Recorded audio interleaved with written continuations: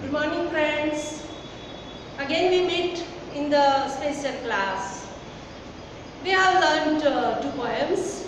First, my song, then second, pencil. And now today I explain the answers of the poems. મિત્રો, બોર્ડની અંદર જે કાવ્ય છે એ કાવ્યનો સ્ટાન્જા મુકાય છે. સ્ટાન્જા એટલે એની પંક્તિઓ. અને સેક્શન બી પેપરમાં સેક્શન બી એમાં ક્વેશ્ચન્સ આવે છે. Read the stanza and answer the questions. આવો પ્રશ્ન પૂછાય છે. એમાં પોએમમાંથી થોડીક પંક્તિઓ લેવામાં આવે છે અને એની નીચે બે ક્વેશ્ચન્સ હોય છે, બે ત્રણ ક્વેશ્ચન્સ હોય છે. એના આન્સર તમારે કવિતામાંથી લખવાના હોય છે. જેમ ગુજરાતીમાં પદ્યાગ્રહણ હોય છે તે રીતે. આપણે પહેલી અને બીજી કવિતા જે ભણે એમાંથી પહેલી જે કવિતા છે માય સોંગ, એમાંથી આજે મેં કેટલાક પ્રશ્નો કાઢ્યા છે એકોર્ડિંગ ટુ વર્ડ સ્ટાઇલ. એવું તમને સમજાવવાનું છે કે તમારે કઈ રીતે લખવા. મિત્રો, આ જે વસ્તુ છે બહુ તમારા માટે ઇઝી છે. એ એટલા માટે કે તમે પોએમનો બરાબર અભ્યાસ કર્યો છે, એના ક્વેશ્ચન આન્સર્સ તમે વાંચ્યા છે. એને કઈ રીતે લખવા, આમાં ગોખવાની જરૂર નથી. પોએમ જે આપી છે એને તમે બરાબર સમજ્યા છો, એનું ગુજરાતી સમજી લો, એનો ભાવાર્થ સમજી લો અને પછી જે પ્રશ્નો આપ્યા છે એને કેવી રીતે લખવા એ માત્ર થોડી સમજ કરાવશો ને તો you can easily take marks. દાખલા તરીકે પહેલી જે પોઈન્ટ છે એમાંથી મેં કેટલાક અહીંયા પ્રશ્નો પાડ્યા છે. એનો પહેલો પ્રશ્ન છે, what will the song do when the child is alone. Suppose ઉપરના જે સ્ટાન્જા છે, ઉપરની જે પંક્તિઓ છે એમાંથી ચાર પંક્તિઓ આપે છે અને એમાંથી જ આ પ્રશ્ન પૂછાયો છે. નીચે પ્રશ્ન એવું કહેવા માંગે છે, what will the song do when the child is alone. બાળક જ્યારે એકલું હશે ત્યારે ગીત શું કરશે? ગીત એની સાથે શું કરશે? આપણે કવિતા ભણે એમાં આપણે ભણ્યા છીએ, એમાં આપ્યું છે, when you are alone it will sit by your side and whisper in your ear. આ પંક્તિ છે એમાં કે જ્યારે તું એકલો હોઈશ ત્યારે ગીત તારી પાસે બેસશે, તારી સાથે હશે અને કાનમાં ગણગણશે. તો આપણો જવાબ આપણને ખબર છે કે ગીત એની પાસે બેસી કાનમાં ગણગણવાનું છે, ધીમેથી બોલવાનું છે. હવે આ રીતે જ્યારે પ્રશ્ન પૂછાય તો કઈ રીતે લખવું? વોટથી પ્રશ્ન પૂછાયો છે, વિલ મુકાવ્યું છે એટલે ભવિષ્યકાળ બતાવ્યો છે અને અહીંયા ડુ પછી વેન. વેન તો જ્યારે આપણે આન્સર આપીશું ને ત્યારે વેનથી જે ભાગ છે એને ઉઠાવીશું. એટલે આ પ્રશ્નનો જવાબ લખવા માટે આપણે આ વેન છે ત્યાંથી ઉઠાવીશું.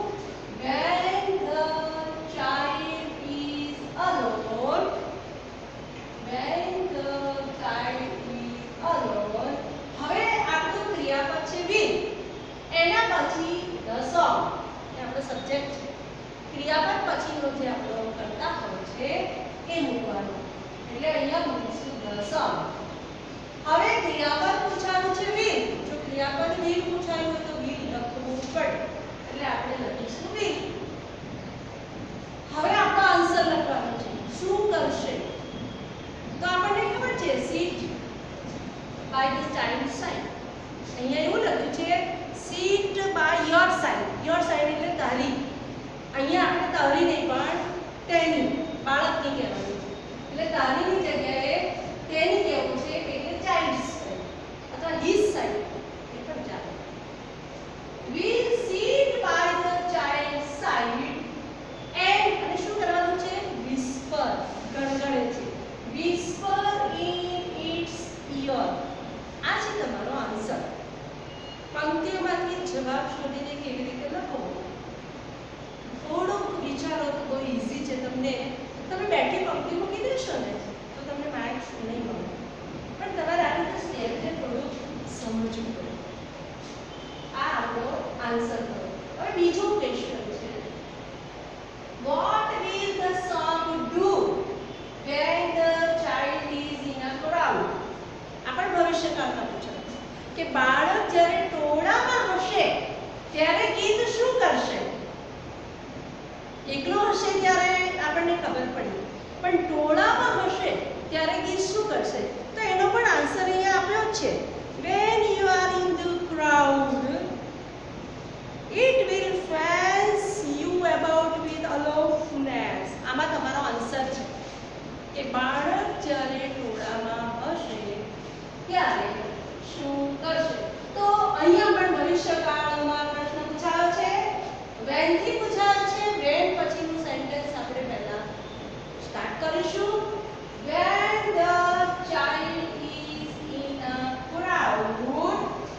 હવે will પછી છે the song, એ આપણો સબ્જેક્ટ છે, એને મૂકીશું the song. પછી ક્રિયાપદ આપ્યું છે will, એની ક્રિયાપદ લખીશું will. when the child is in the crowd the song will protect.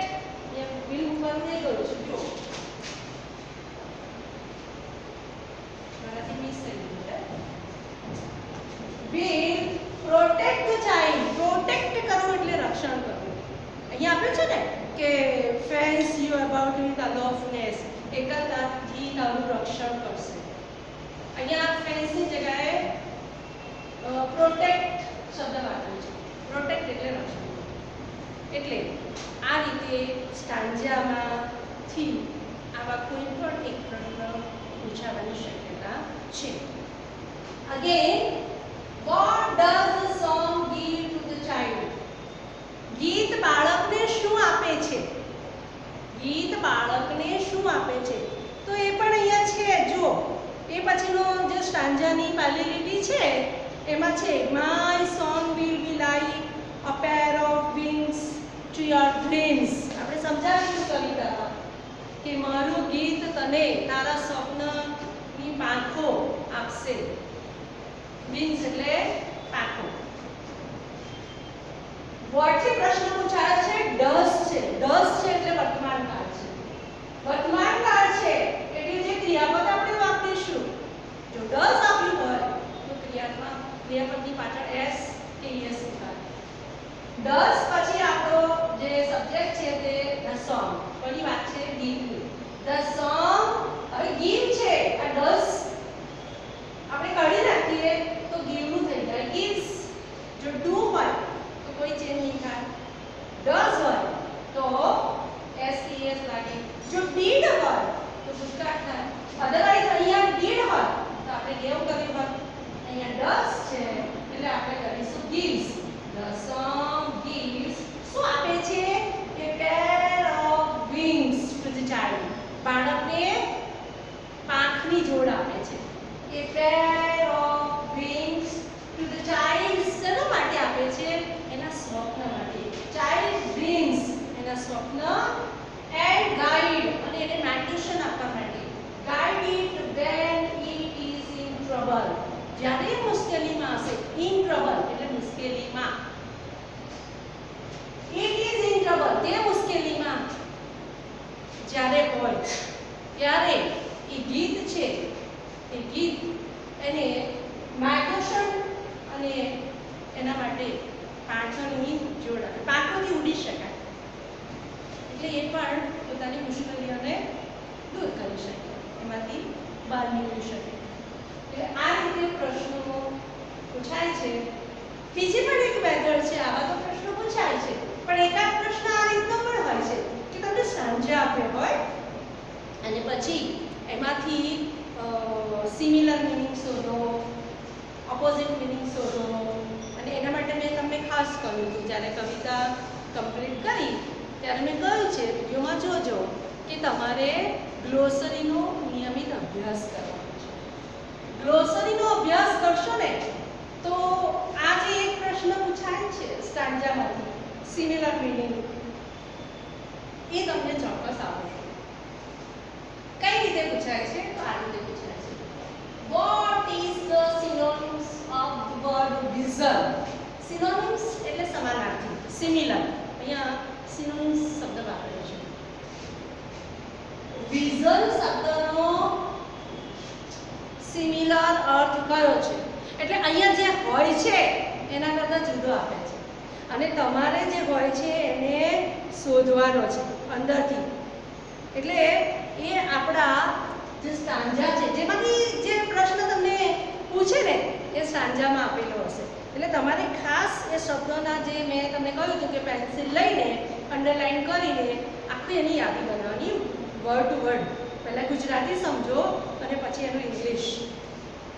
હવે અહીંયા આપણને શબ્દ આપ્યો છે વિઝન. વિઝન એટલે દ્રષ્ટિ.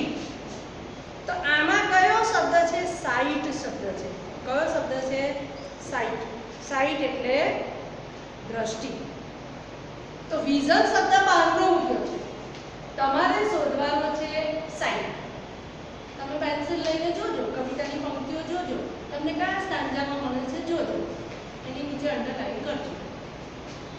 એનાથી બીજી રીતે અહીંયા એવો પ્રશ્ન પણ પૂછ્યો છે, what is the antonym of the word curse? Antonym એટલે વિરુદ્ધાર્થી, જેને આપણે ઓપોઝિટ કહીએ છીએ. કર્સ, કર્સ એટલે શાપ. કોઈને માટે ખરાબ શબ્દો કહીએ ને એને શાપ કહેવાય. તો આમાં એનો વિરોધી શબ્દ કયો છે? શાપનો. તો આપણને ગુજરાતીમાં થોડી ખબર પડે કે શાપનું વિરોધી શું હોય? આશીર્વાદ. બરાબર? કોઈને શ્રાપ આપવો એના કરતાં સારું કોઈને આશીર્વાદ આપવા, એનું ઓપોઝિટ થયું. તો સ્ટાન્જામાંથી બ્લેસિંગ શબ્દ તમારે શોધવાનો છે. તમે પેન્સિલ લઈને ટીક કરશો તમને મળશે બ્લેસિંગ. તો એ શબ્દ આ કવિતામાં પૂછાય છે. બીજો આ એક ઉદાહરણ દીધું છે, find the similar word for the age from the passage. અહીંયા સિમિલર શબ્દ પણ લખ્યો છે, કોઈ પણ વર્ડ લખી શકે છે. સિમિલર એટલે સમાન. એજ જે શબ્દ છે એનો સમાનાર્થી શબ્દ શોધો ફકરામાંથી. એજ નો અર્થ શું થાય? આપણે જે કવિતા ચલાવી ત્યારે કહ્યું હતું, એજ એટલે ધાર, કિનારી. મેં તમને કહ્યું હતું. તો એવો કયો શબ્દ આમાં છે? વર્જ. ઉપરની પંક્તિઓમાં છે વર્જ. એટલે વર્જનો અર્થ થાય છે ધાર, કિનાર.